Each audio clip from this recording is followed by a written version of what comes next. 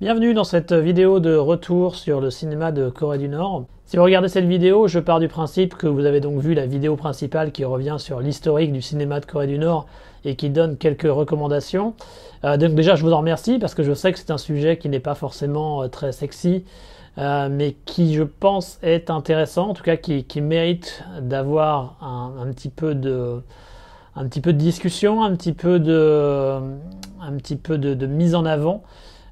Non pas parce que les films sont géniaux, comme vous l'avez vu dans la vidéo, c'est souvent assez médiocre, hein, on va pas se mentir, mais parce que ça donne quand même une fenêtre ouverte sur un pays qui, qu'on le veuille ou non, fait beaucoup parler de lui, qui a une place relativement importante dans les médias, en tout cas comparativement à sa taille. Et donc c'est intéressant, je pense, d'avoir une vision du pays à travers un prisme un petit peu différent qu'est le cinéma. Comme c'était assez prévisible, la vidéo n'a pas fait des milliers de vues, hein, c'est pas surprenant, et ça n'a pas déchaîné les passions au niveau des commentaires. Ceci étant, j'ai quand même eu un commentaire de Nekoala qui demandait à ce que je développe un peu plus la période des années 80, celle que je décris comme étant l'âge d'or du cinéma de Corée du Nord. Donc c'est ce que je vais faire ici. Donc déjà, on va faire un petit point historique un peu plus développé, parce que la version que j'ai faite dans la vidéo principale, c'est vraiment une version résumée, hein, c'est l'essentiel. Donc pour bien comprendre la période des années 80, il faut revenir un petit peu avant, donc les 2 décennies antérieures. Il faut bien comprendre en fait que après la guerre de Corée, la Corée du Nord a été pendant une période de 15-20 ans, on va dire, économiquement plus développée que la Corée du Sud. Alors ça paraît assez incroyable parce qu'on a tellement l'habitude maintenant à ce que la Corée du Sud soit nettement plus développée que la Corée du Nord, mais à la fin de la guerre de Corée, c'était l'inverse, et ça a été l'inverse pendant un certain temps.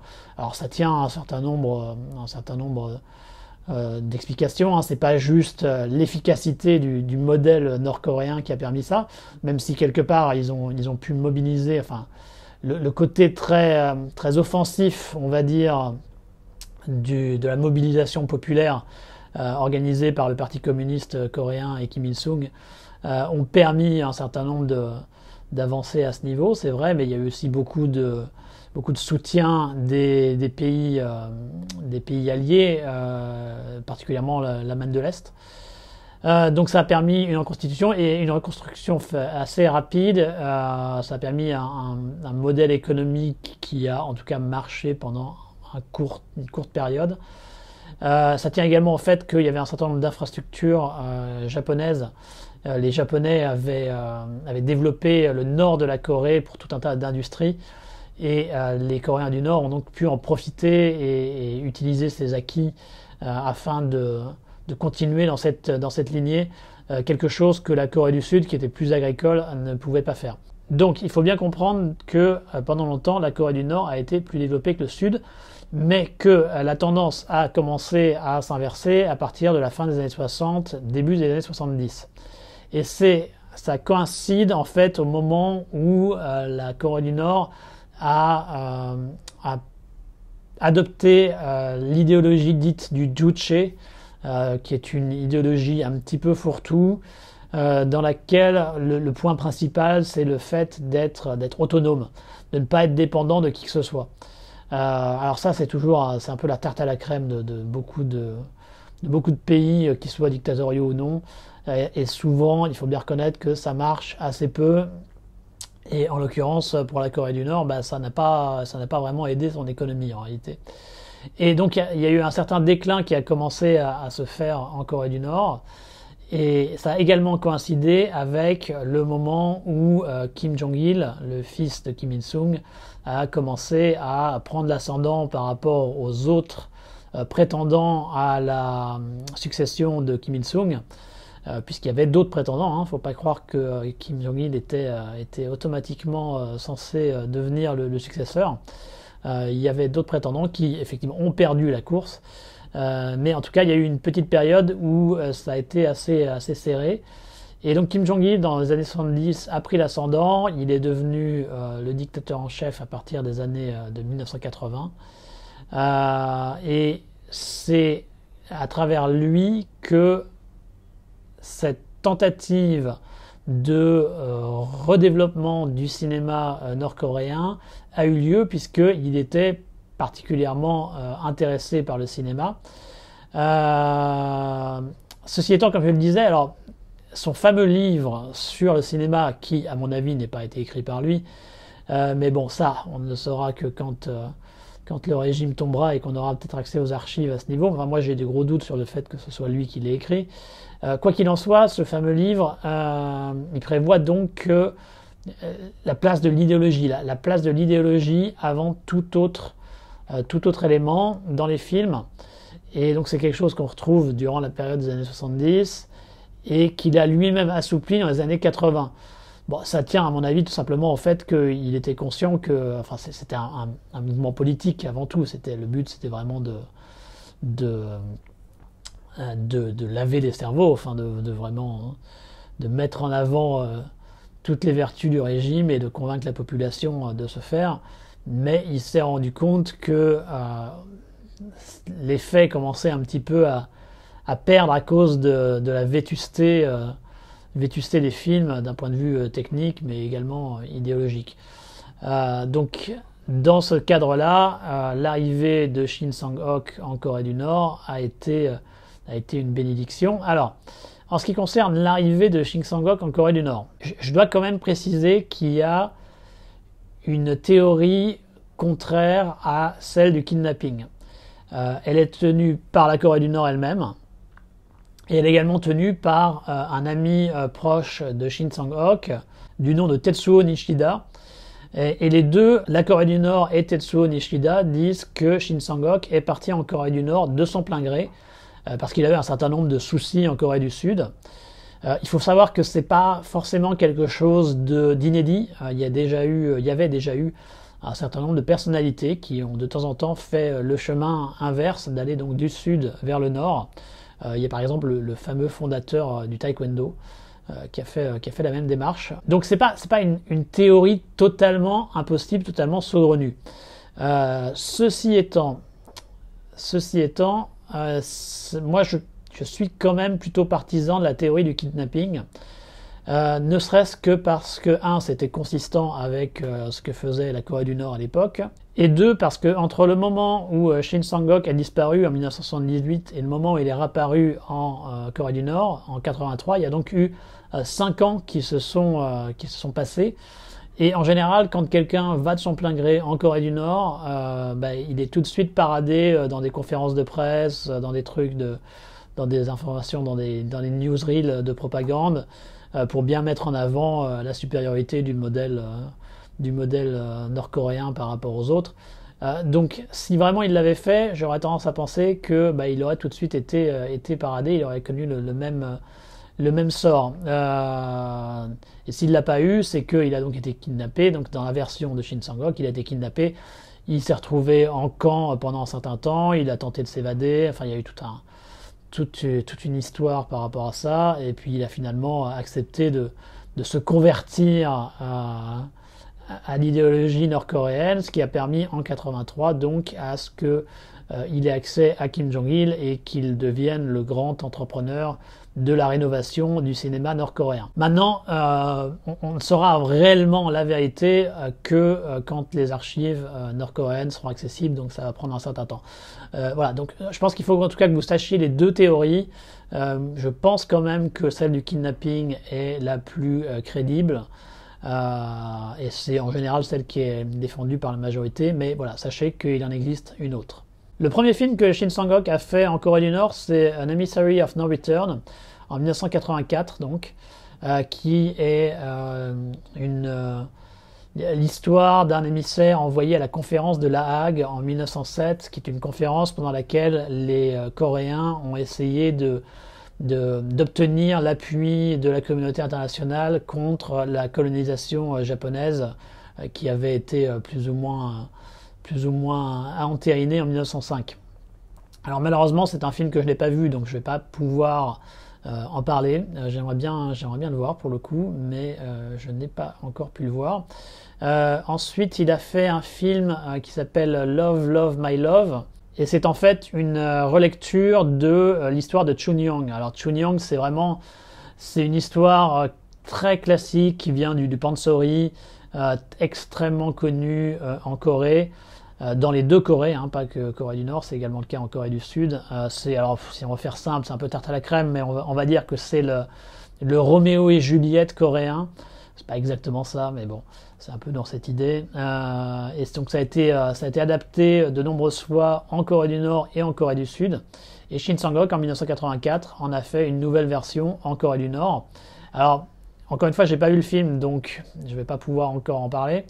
Mais il semblerait que ce soit un film dans lequel le côté amoureux des deux amants est mis en avant, dans le sens que ça paraît une évidence de le mettre en avant, mais dans les adaptations précédentes en Corée du Nord, c'était plutôt le côté piété filiale qui avait été mis en avant, parce que ça s'inscrivait plus dans l'idéologie. En général, l'amour est assez peu présent dans les films nord-coréens. En tout cas, l'amour entre hommes et femmes, alors évidemment, l'amour entre homosexuels, vous oubliez complètement, hein, ça n'existe pas en Corée du Nord. Et pourquoi ça? Parce que l'amour, en fait, est réservé à l'amour qu'on peut avoir envers le leader, le grand leader. Ça paraît ridicule dit comme ça, mais c'est le cas. Et Love, Love, My Love, donc, avait un petit peu plus de ce sentiment amoureux entre un homme et une femme. Ce qui, pour la Corée du Nord, le cinéma de Corée du Nord de cette époque, était relativement inédit. Il y avait même une amorce de baiser, ce qui, encore une fois, était totalement inédit dans le cinéma nord-coréen. Donc dès ses débuts, Shin Sang-ok a essayé de changer un peu la manière dont le cinéma nord-coréen était fait. An Emissary of No Return a été tourné en partie en Europe, ce qui était relativement inédit en Corée du Nord. Love, Love, My Love donc a mis une plus grande place au sentiment amoureux. Donc un certain nombre d'éléments qui étaient assez nouveaux au sein du cinéma nord-coréen. Et ça, on le doit à Shin Sang-ok avec l'assentiment de Kim Jong-il, qui voulait donc revitaliser son industrie. Cette revitalisation de l'industrie, elle se place également dans le cadre du contexte politique de la Corée du Nord dans les années 80. Donc outre le côté économique dont j'ai déjà parlé, donc avec une économie en déclin, il y avait également la volonté de la Corée du Nord de retrouver un certain prestige qu'elle avait l'impression d'avoir perdu, et tout particulièrement par rapport à son voisin de Corée du Sud. Et le gros point d'achoppement durant les années 80 entre les deux pays, ça a été la tenue des Jeux Olympiques à Séoul.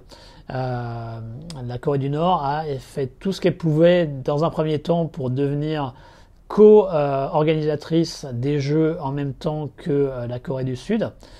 Ça n'a pas marché. Et après, quand elle s'est rendue compte que ça ne passerait pas, elle a menacé assez violemment la Corée du Sud de représailles si elle continuait à aller dans ce sens. Donc cette revitalisation du cinéma nord-coréen, ça s'inscrivait également dans ce cadre. C'était dans le but d'essayer de retrouver un peu de sa superbe, de projeter une meilleure image, une image un peu plus moderne, un peu plus attractive du pays par rapport à une Corée du Sud qui était définitivement en train de prendre l'ascendant dans la sphère, au sein de la communauté internationale. Et c'est également comme ça qu'on a eu un certain nombre de coproductions durant cette période qui ont été faites en Corée du Nord. Gandhar, a priori, s'inscrit dans ce cadre. Alors c'est pas très clair, encore une fois, sur Gandhar, s'il s'agit vraiment d'une coproduction ou si c'est une production uniquement française. Le fait que ça a été tourné en Corée du Nord, enfin que ça a été tourné, si on peut dire, le fait que ça a été fait quand même en Corée du Nord avec des équipes à 90% nord-coréennes, moi, ça me fait considérer le film quand même comme une coproduction. Alors après, toutes les personnes au plus haut niveau étaient françaises, donc ça reste avant tout un film français, mais j'aurais quand même tendance à le classifier de coproduction. Bon, c'est assez flou selon les sources. Certains le qualifient de coproduction, d'autres le qualifient uniquement de production française. Bon, en tout cas, il s'inscrit dans le cadre plus large de cette tendance à la coproduction en Corée du Nord à cette époque, avec le but d'essayer de donner une image plus positive, plus attirante du pays. Et alors, parmi ces coproductions, il y en a quelques-unes assez intéressantes. Il y en a une, par exemple, de 88 qui s'appelle Missione Finale. Excusez-moi pour ce très mauvais accent italien. Ultimate Mission, qui est donc une coproduction avec l'Italie, réalisée par Ferdinando Baldi. Un film d'action tourné en Corée du Nord. Alors les coproductions de l'Italie avec le bloc de l'Est, c'était pas non plus totalement nouveau. Il y a eu également durant la même période Afghan Breakdown, un excellent film sur la guerre d'Afghanistan qui a été fait juste après que celle-ci se soit arrêtée en 1989-1990. Mais alors Ultimate Mission pour le coup c'est nettement moins bon. L'acteur principal de Ultimate Mission, c'est Frank Zagarino. Alors Frank Zagarino, ça parlera peut-être pas à grand monde, mais c'était un acteur musculeux américain qui était dans de nombreux directs ou vidéos dans les années 80-90. C'était vraiment du sous-sous Schwarzenegger. Mais bon, on aimait bien quand même le Zagarino, il était sympa. Et donc il s'est retrouvé donc dans ce film tourné en Corée du Nord et visiblement il a été un moment arrêté. Il y a une très bonne interview de Ferdinando Baldi dans le livre sur le cinéma de Corée du Nord que je listais dans la description de la vidéo sur le cinéma de Corée du Nord. Si vous avez moyen de jeter un œil dessus, c'est assez sympa pour avoir certaines anecdotes et des difficultés. Alors le film proprement dit, malheureusement, il est vraiment pas terrible. Bon, déjà, il est disponible que dans une copie assez atroce, à ma connaissance en tout cas. Et puis, enfin, c'est vraiment pas génial quoi. Bon, déjà Ferdinando Baldi à la base, c'est pas un grand réalisateur, mais le fait d'avoir tourné en Corée du Nord avec les contraintes, ça n'a pas dû aider. On reconnaît quelques lieux. Il y a un temple qui est souvent visité quand on va en Corée du Nord. Donc c'est plutôt sympa de voir certains lieux de Corée du Nord montrés sous cet angle un peu différent, mais bon, ça reste un film assez médiocre malheureusement. Il y a eu également dans la même période une coproduction avec le Japon appelée Silver Hairpin, réalisée en 1985, que malheureusement je n'ai pas encore vue, mais donc tournée essentiellement au Japon. Puisque avec l'aide du Shangri-On, alors le Shangri-On, je ne sais pas si vous êtes au courant, mais alors ça c'est toute une histoire que je ne vais pas pouvoir développer complètement ici, mais que je vous incite à checker de votre côté parce que c'est tout à fait passionnant. Mais en gros, il y a une minorité de Coréens qui vivent au Japon, de gens qui se sont retrouvés au Japon à la fin de la Seconde Guerre mondiale et qui se sont retrouvés dans une espèce de no man's land juridique sans être considérés réellement comme japonais, mais en ayant quand même la possibilité de rester sur place.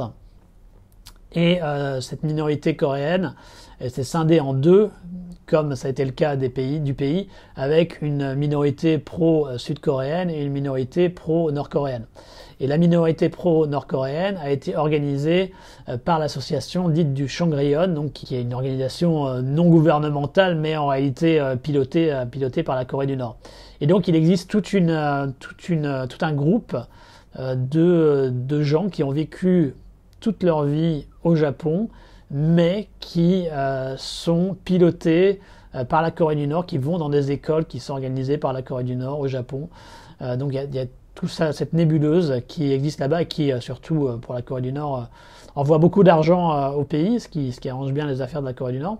Voilà, donc c'est les Shangri-On, et ça, ils ont également participé à la coproduction. Alors, est-ce que c'est réellement une coproduction, puisque c'est une émanation déjà du gouvernement nord-coréen, mais bon. En tout cas, ça a le statut de coproduction, Silver Hairpin.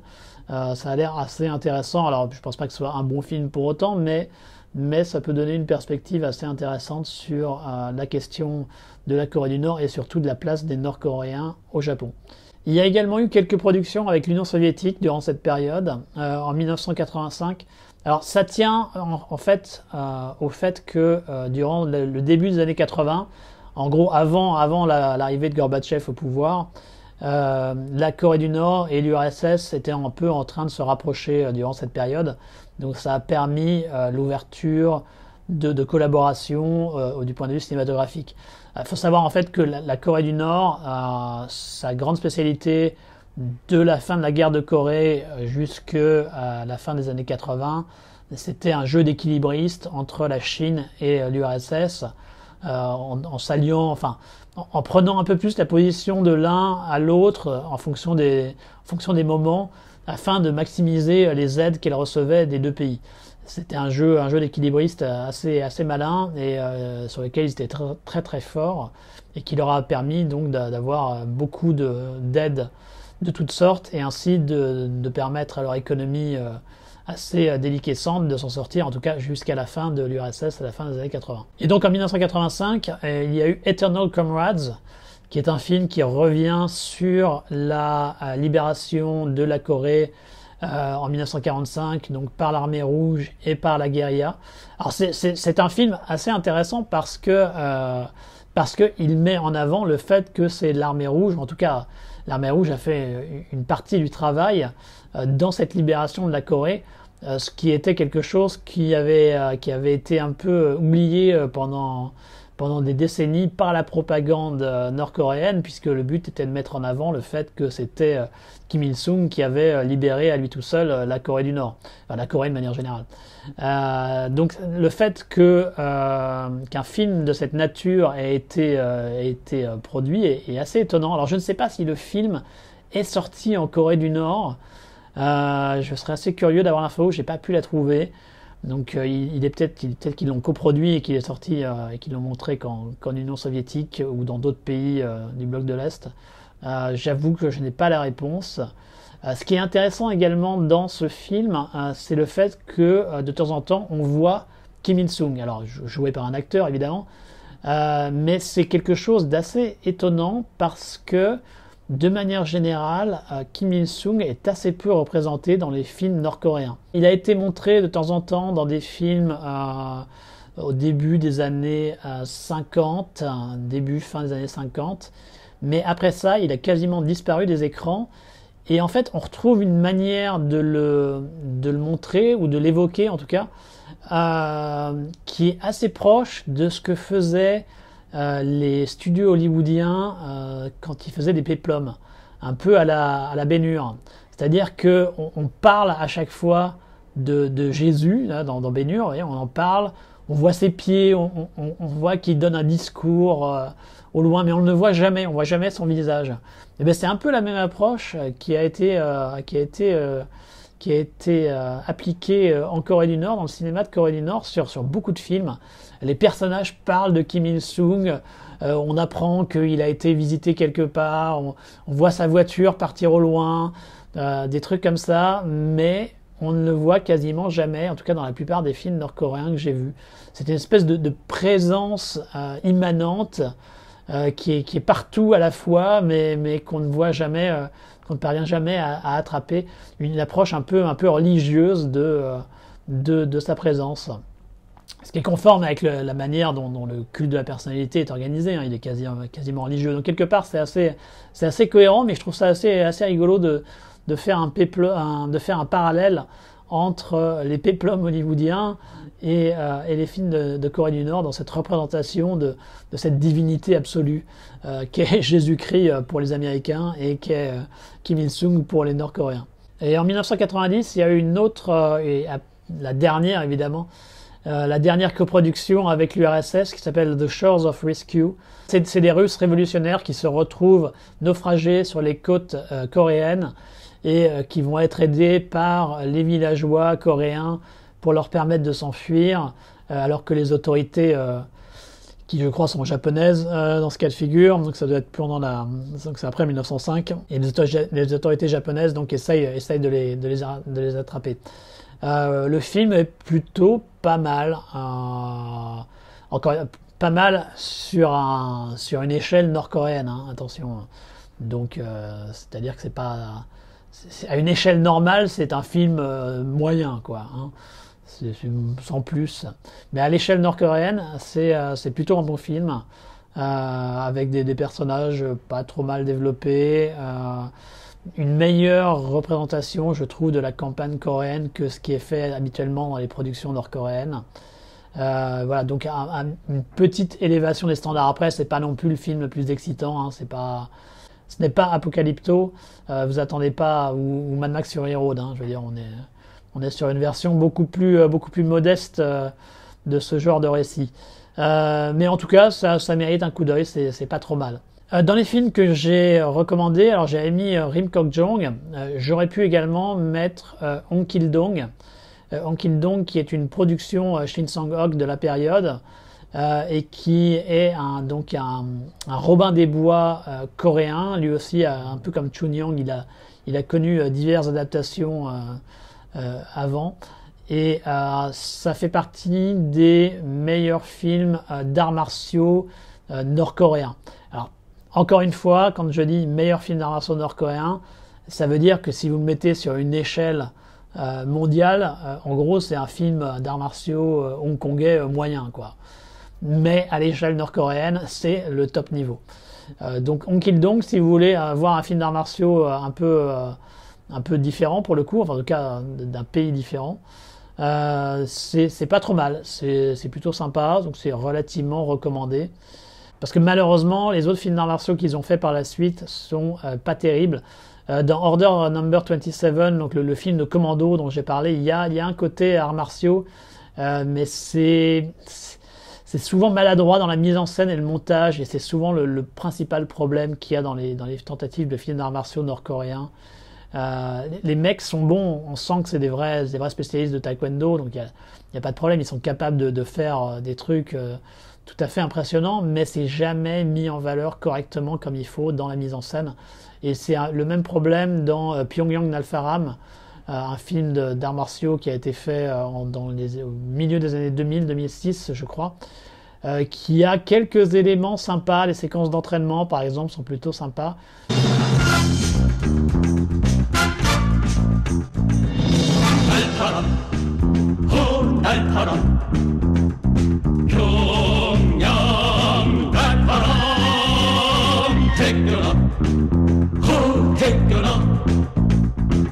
우리 몫을 지켜가자 평양 달파라.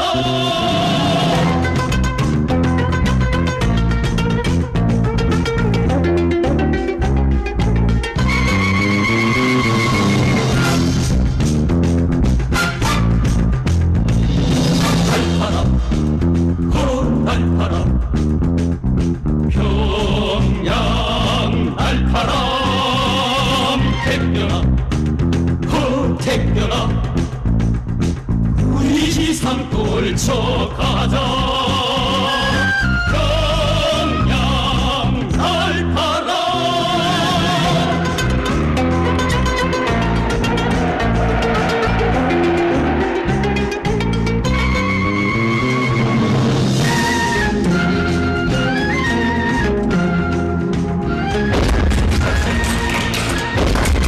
Mais dès qu'on passe au combat proprement dit, c'est rempli de faux raccords, il y a des séquences qui ont aucun sens, enfin c'est maladroit, on sent que ils ont dû garder des prises que théoriquement ils auraient dû refaire, enfin c'est jamais exactement comme il faut, c'est toujours très maladroit.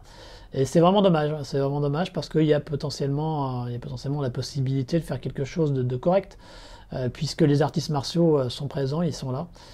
Mais voilà, donc c'est rarement concrétisé. Donc si vous voulez voir des bons films d'arts martiaux du côté de la Corée du Nord, c'est essentiellement Ong Kil Dong et des petits bouts de Rim Kok Jong. Et après, sorti de ça, c'est un peu le désert malheureusement.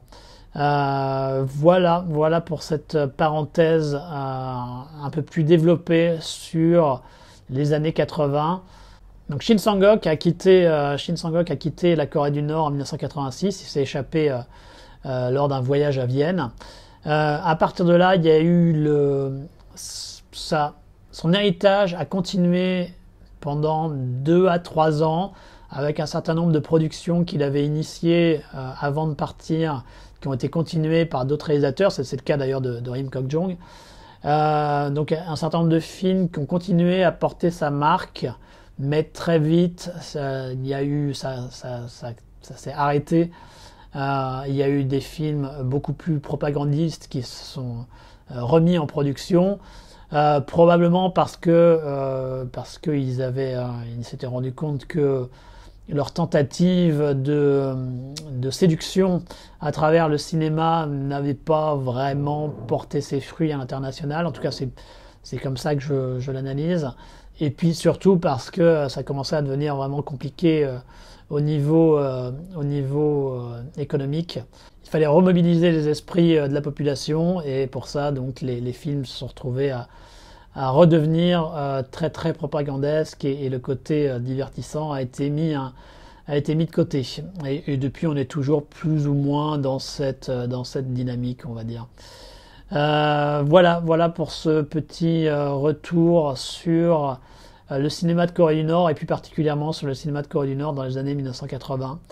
Comme d'habitude, si vous avez des questions par rapport au sujet, n'hésitez pas à les poster dans les commentaires, hein, je me ferai un plaisir d'y répondre. Moi, je vous incite vraiment à en regarder quelques-uns des films dont j'ai parlé. Regardez un Hong Kil-dong, regardez un Pulgasari, qui se dit d'ailleurs Bulgasari. J'ai été corrigé récemment, donc, parce qu'il y a une erreur visiblement sur la traduction qui a été faite par les Nord-Coréens, donc en fait c'est Bulgasari. Regardez donc au moins 2-3 films nord-coréens de ce style Meet It Pyongyang, si vous avez l'occasion, parce que là pour le coup c'est un bon film. C'est un des rares bons films nord-coréens, bon là, en l'occurrence coproduit avec la Chine, ceci explique cela. Mais je vous dirais vraiment, essayez au moins d'en regarder 3-4 pour vous faire une idée.